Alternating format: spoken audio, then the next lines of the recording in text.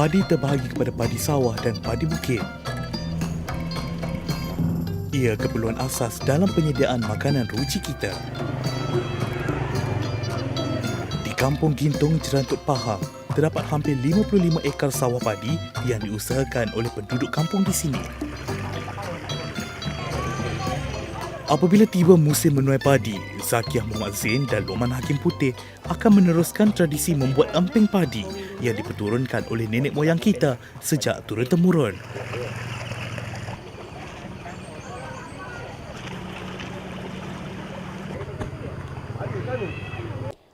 Mula-mula kita nak turun ke dalam sawah, lepas tu nak ambil padi tu, kadang-kadang padi tu setengah tu tak ada isi, tak bernas sebab tikus ke burung ke yang makan. Lepas tu baru kita akan pilih jadikan betul-betul beras untuk jadikan emping padi tu.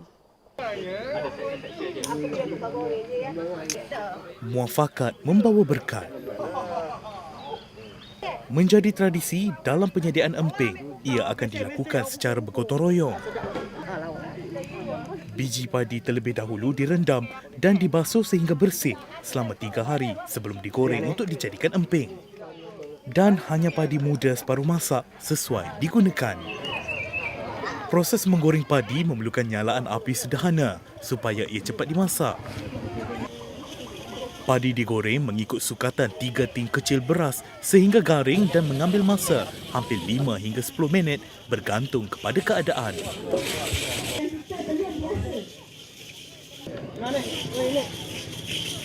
Okey, masa nak proses nak mengambil masa untuk buat jadikan emping ni, kita goreng tu sampai dia meletup-letup.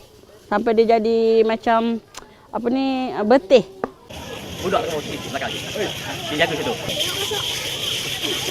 Berusia 33 tahun, Zakiah mempelajari cara membuat emping daripada ibunya. Padi perlu digoreng dengan teliti. Jika hangus, ia akan menyebabkan pembuatan emping tidak sempurna dan kurang enak untuk dimakan.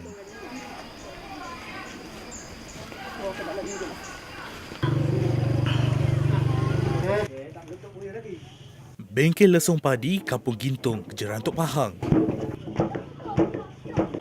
Lesung menumbuk padi ini dihasilkan oleh penduduk Kampung Gintung sejak 10 tahun yang lalu. Ia digunakan untuk menumbuk bijian padi yang telah digoreng bagi dijadikan emping.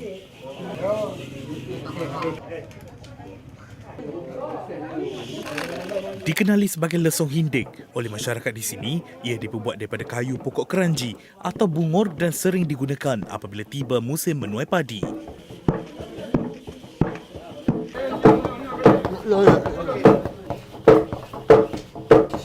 Dulu pesawah padi, daripada zaman padi ni tak guna cara moden lagi. Masa tu kita ada sistem kita semai sendiri. Lepas tu kita ada cabut, kita panggil apa? Mengubah. Kalau bahasa yang standard dia, ada orang panggil mencedung dan sebagainya. Kalau di Gintung ni kita panggil mengubah. Ambil benih padi dan kita akan ubah mengikut line yang kita buat lah dulu. Lepas tu, kalau ikutkan sebenarnya emping ni sesuai masa padi yang belum betul-betul masak. Mengkai-mengkai gitulah kata orang kampung. Macam yang hari ni sebab dah cara moden, kita dah susah nak sabit untuk padi mengkai tu, kita terpaksa tunggu jentuai masuk, potong padi dan kita ambil je lah padi yang dah potong untuk masuk kelori tu untuk jadikan emping.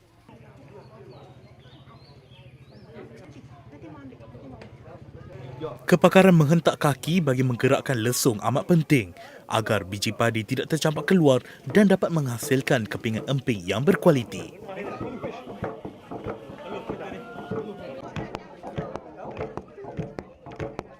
Risiko dia, kalau tak betul, apa kita panggil rhythm dia tu, rentak antara 3-4 orang ahli tu, kemungkinan dia akan kita panggil ni akan naik tak sekata. Kadang-kadang kaki kita akan jadi pap, dia akan tampar macam tu. Jadi akan sakit sikit lah. Yang kedua, kalau yang mungkin lebih malang lagi tu, lebih kita risaukan takut termasuk. Kadang-kadang termasuk, ini lesung dah lama, dia mungkin dah turun sikit kan. Kalau yang lesung baru kadang dia tinggi ni, boleh juga jadi termasuk dalam ni. Kalau tergelincir kaki termasuk, kemungkinan boleh diempap lah.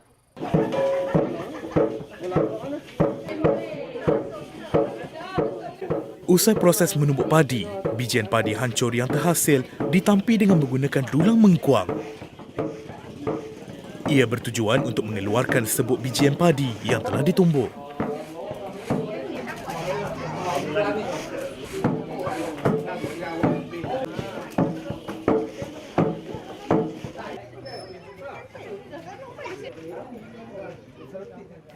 Berusia 58 tahun, Hairani Zakaria berpengalaman hampir 20 tahun membuat emping. Menurutnya, sebelum ini Kampung Gintung sememangnya terkenal dengan aktiviti membuat emping. Ia antara lokasi yang masih menanam padi di daerah Pahang. Kita buat emping ni kita banyak cara. Tapi yang paling senangnya cara yang macam ni lah. Kita cuma gunakan kelapa, gula Melaka, lepas tu kita masukkan gula putih sikit dengan sedikit garam nak melemakkan dia lah. Kemudian tu kalau emping ni kalau kita lagi nak sedap, kita sangaikan dia dulu. Selepas kita tampi, kita sangaikan dia. Dia baru rasa rangup. Untuk merangupkan dia lagi, nak menyedapkan dia lagi, kita sangaikan. Okey, setelah emping ni ditampi, kemudian Kak Long kita ni akan ambil emping ni untuk dijadikan juadah emping. Dan di sini nampaknya dah siap ya Kak Long? Ya, dah siap. Boleh saya rasa? Boleh sangat. Yang mana rasa ni ya? Okey, saya cuba rasa ya. Bismillahirrahmanirrahim. Sedap. Pepalih sedap ya.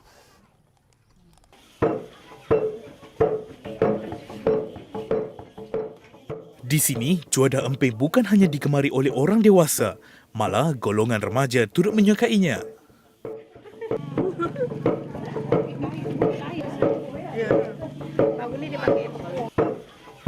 Nur Naila Kamruzaman, 18 tahun, menganggap juadah emping tidak seharusnya dilupakan, terutamanya bagi golongan muda. Saya selalu makan makanan ini.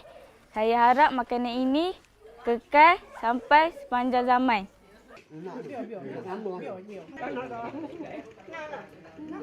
Jelas tergambar di raut wajah penduduk kampung Gintung ini, kepenatan mereka seakan hilang apabila emping yang dihasilkan secara bergotong royong dapat dinikmati bersama.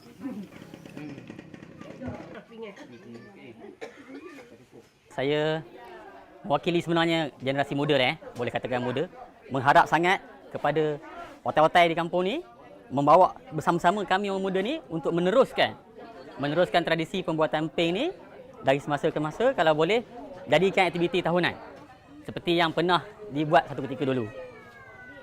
Dan diharap dia akan kekal lah selagi masih wujudnya sawah padi di kampung kami. Tuai padi antara masa, esok jangan layu-layuan.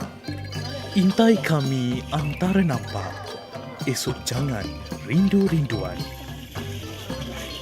Semoga tradisi pembuatan emping akan terus diwarisi agar juadah dahulu kala ini akan terus dikenali oleh generasi akan datang.